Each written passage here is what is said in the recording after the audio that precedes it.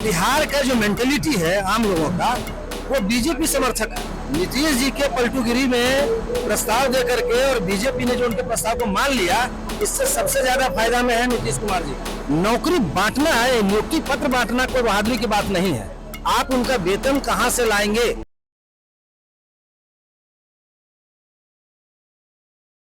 नमस्कार, मैं सचिन कुमार और आप देख रहे हैं सौगंध टीवी। और आज हम बात करेंगे बिहार पॉलिटिक्स पे, क्योंकि आए दिन कोई ना कोई नया चेहरा देखने को मिलता है बिहार में। जैसे कि इस बार यूट्यूबर मनीष कश्यप भी चुनाव लड़ रहे हैं। आइए जानते हैं क्या वो चुनाव में जनता उनका समर्थन करेगी या फिर बुरी तरह से हारेंगे। क्या लगता है, जैसे बिहार में राजनीतिक का दल बदल चलता रहता है, तो इस बार क्या लगता है बिहार की जनता किसके साथ है? क्योंकि इस बार मनीष कश्यप जो यूट्यूबर है, जो पिछले बार सरकार ने उसे जेल भेज दिया था, इस बार वो चुनाव लड़ रहे हैं। हाँ, ऐसा है कि बिहार का जो मेंटेलिटी है आम लोगों का, वो बीजेपी समर्थक है।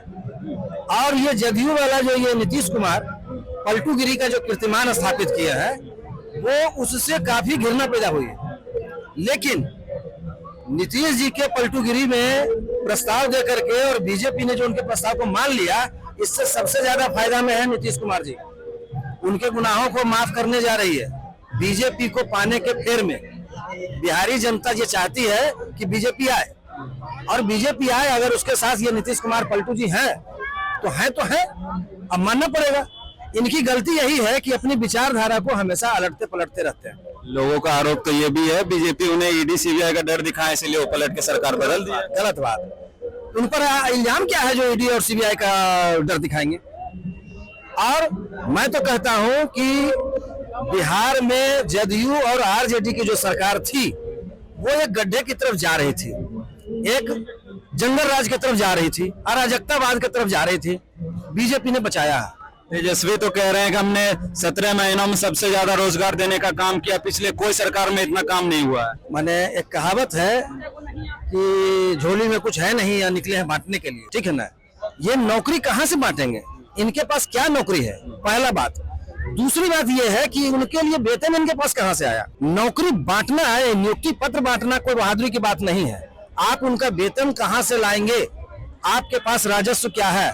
आपके पास कोई इंडस्ट्रियलाइजेशन है नहीं।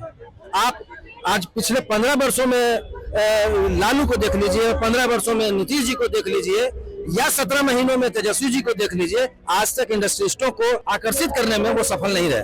बिहार में इंडस्ट्री क्यों नहीं, फैक्ट्रियां क्यों नहीं बन पाती है? देखिए, सामाजिक कारण पहला है, राजनीतिक कारण दूसरा है। बिहार में इंडस्ट्रियलाइजेशन का अगर आप हमसे पूछें तो मैं कुछ अलग ही बात बताऊंगा। बिहार में एक एक बिहारी बड़े ब्रांड की ओर झुकाव है। इंडस्ट्रियलाइजेशन नहीं होने का पहला कारण है। जब बड़े ब्रांड ही वो खोजेंगे एज ए उपभोक्ता, तो फिर छोटी छोटी जो लोकल कंपनियां जो पनपेंगी, वो कैसे पनप पाएंगी? पनपने का कोई सवाल ही नहीं। ये हुआ पहली बात।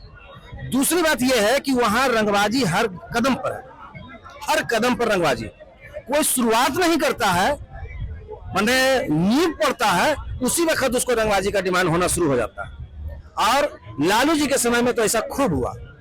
नीतीश कुमार जी के समय में ऐसा बहुत कम हो रहा है, लेकिन वो इंडस्ट्रियलिस्टों को आकर्षित करने में बिल्कुल अनसक्सेस रहे। क्या अभी भी गुंडा राज है बिहार में? अब नहीं है, क्योंकि अब किसी पॉलिटिकल समर्थन का कोई बात नहीं है। रंगबाजी तब होता है, अपराधीकरण तब होता है जब उनका राजनीतिकीकरण किया जाता है।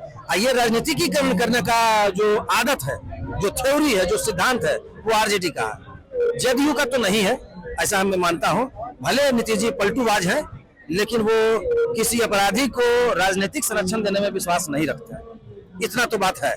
तो कम से कम ये गनीमत है कि नीतीश जी को अकल आ गई, और बीजेपी जैसे अच्छे साथी को जो छोड़े हुए थे, आपको याद होना चाहिए 2020 में जो चुनाव हुआ था, वो बीजेपी जदयू ने साथ में लड़ा था। तो उस जनादेश का उल्लंघन नीतीश जी ने करके आरजेडी का साथ थाम लिया। तो पहला उल्लंघन तो नीतीश जी ने किया। और ये जो तेजस्वी यादव जो इल्जाम लगा रहे हैं कि ये पलट गया, वो पलट गया, पलटे तो ये थे कि जो उनको जनादेश नहीं मिला, इनको बीजेपी जदयू को ज्वाइंट जनादेश मिला था ना 2020 में। तो अगर वापस फिर से जदयू नीतीश बीजेपी के पास आ गए तो अच्छी बात है। और बीजेपी ने इस बात का मान रखा हम बिहारियों का कि उसी जनादेश को फिर से रेगुलर करने में उन्होंने विश्वास किया, तो फिर से रेगुलराइज हो गया। तो जैसा कि देखा, लोगों का मानना है कि नीतीश कुमार में थोड़ी सी अकल आ गई, इसीलिए वो बीजेपी में शामिल हो गए, क्योंकि बिहार को आगे बढ़ाना है और इंडस्ट्रियलाइजेशन नहीं है बिहार में, इसे भी देखने के लिए बीजेपी सरकार को लाना भी जरूरी था बिहार में। और ऐसे ही तमाम खबरों के लिए बने रहे हमारे साथ, देखते रहे सौगंध टीवी। धन्यवाद। आप देख रहे हैं सौगंध टीवी, सौगंध वतन की।